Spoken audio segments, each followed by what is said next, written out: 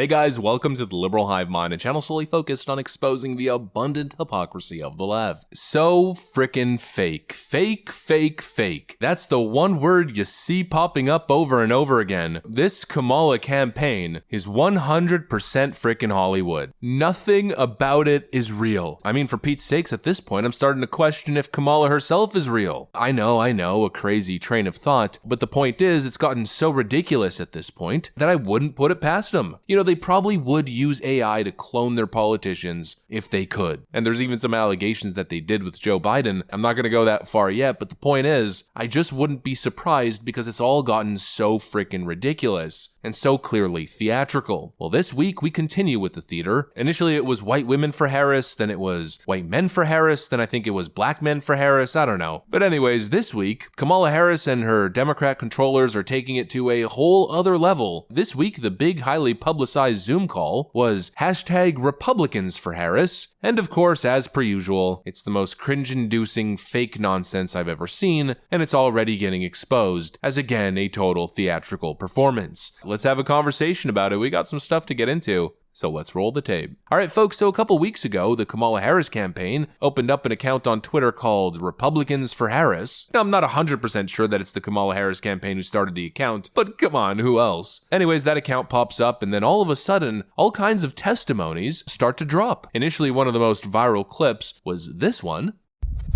I'm a 56-year-old, white, gun-owning country boy. And if Kamala Harris thinks she can get my vote, well, she'd be right.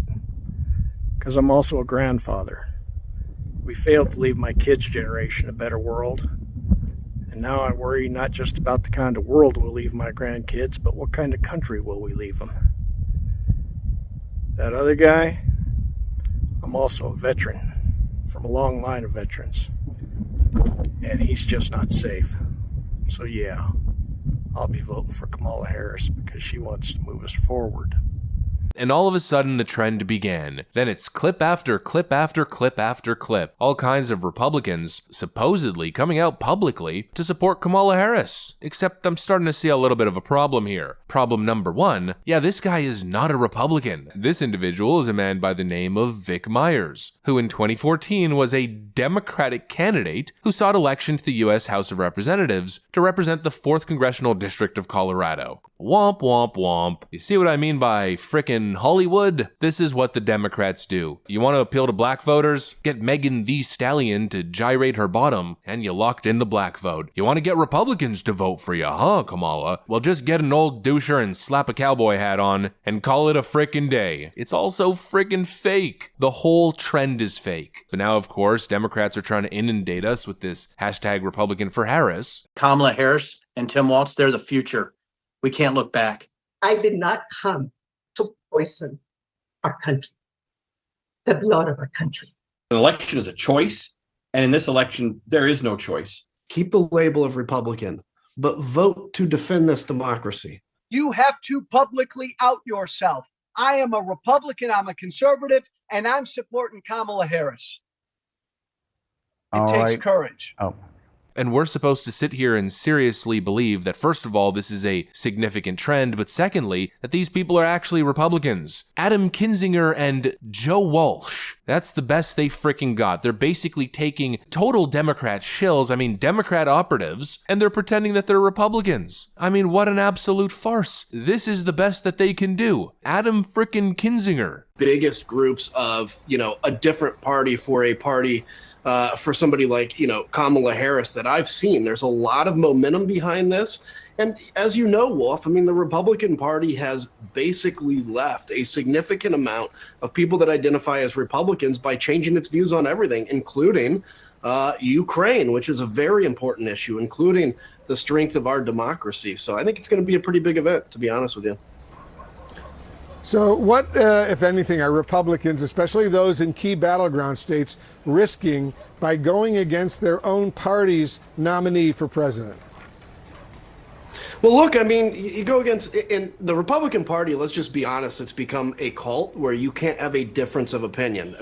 The only thing you're required to do in the GOP, it's easy, and it's also like, crazy, which is just pledge basically total allegiance to Donald Trump and whatever his views of the day are or his whims of the day are. So they're putting this guy on a media tour expecting it's going to make a significant change. I'm not buying the narrative web that they're trying to spin here, that people are ditching Trump and Democrats are surging. I mean, just look at all the voter registration data that's been dropping lately. Take a look at the chart. The color coding pretty much tells you all that you need to know. Voter registration in Pennsylvania alone is 4 times higher among Republicans than it is Democrats, and Democrat voter registration as a whole has decreased by over 300,000 since the 2020 election. Republicans overcame a voter registration deficit of nearly 600,000, meaning there were 600,000 more registered Democrats than there were Republicans in the state of Florida roughly 10 years ago. Well, now Republicans outnumber Democrats by hundreds of thousands in the state. But I'm seeing headlines that Kamala Harris is now within striking distance in Florida and is likely to flip the state blue. Where is this stuff coming from? It feels like a made-up narrative that Republicans are ditching. You don't see it happening in the polling data, but for some reason it's this big trend. It's not a freaking trend, it's political maneuvering. And we're already starting to see the usual hints. I mean, just follow the organization. Here's one individual by the name of David Hale. He writes that he's a Republican, a conservative who wants to vote for Kamala Harris to save the nation. Here's another one, Kyle Sweetster, who writes, I'm a Republican, a landowner, a gun owner, I hunt, I fish. I'm a 2 times Trump voter. I'm a Haley voter. I believe in America, our Constitution, and the rule of law. I'm voting for Kamala Harris this November. Hashtag Reps for Harris. He believes in the Constitution and the rule of law. He hunts, he's a gun owner and a landowner, but he thinks you should vote for Kamala Harris. Make it make sense. It's so freaking stupid, but then again, it obviously makes no sense, but then you look a little bit deeper and you see on their profiles that they're both affiliated with the hashtag Reagan Caucus. And then let's take a look here. Look at this. Money going from the Reagan Caucus straight to Kyle Sweetster. In other words, he's being paid to tweet in support of Kamala Harris. There's funny headlines like this that claim the Reagan Caucus, apparently they want to reclaim the Republican Party by voting in a literal communist into power. It's unbelievable. And in fact, it's literally not believable. It all follows the same trend. Paulette Management, the Lincoln Project, Act Blue, now the Reagan Caucus. There's always these political organizations giving these people money to shill for Kamala Harris. And we know that there's now $300 million bouncing around. For this exact purpose, we've seen all the emails, streamers, and online content creators leaking emails that they're getting from the Kamala Harris campaign, offering them straight up cash to promote content that's, quote, anti-Trump. It's all a deception. These people aren't actually Republicans. A lot of these people aren't Kamala Harris voters. They're not even political people. They're straight up just being paid in a widespread paid shill propaganda campaign. Everything is just so utterly dishonest. And just to add on top of the dishonesty, by the way, there's also another Kamala scandal that's brewing, as the New York Post reports that Harris's team is apparently now editing news headlines in her favor without the outlet's knowledge. Essentially, the Kamala Harris campaign is now being accused of editing news headlines to rewrite them in a positive framing for Kamala Harris, and then they're promoting these fake headlines as paid Google ads. I mean, just take a look. Paid for by Harris for President. Presidential campaign. It's right there written on the ad, and they're doing this without the express permission and consent of the organizations. Now, I don't think the organizations are going to mind too much, considering it's The Guardian, The Independent, and NPR. They'll probably retroactively agree, but again, it's just to show the utter dishonesty. It's all smoke and mirrors, it's all Hollywood. They want to distract you with the shiny object, while they actively work against your interests behind the scenes. And if you need proof that they're working against your interest, just look at the last 4 years.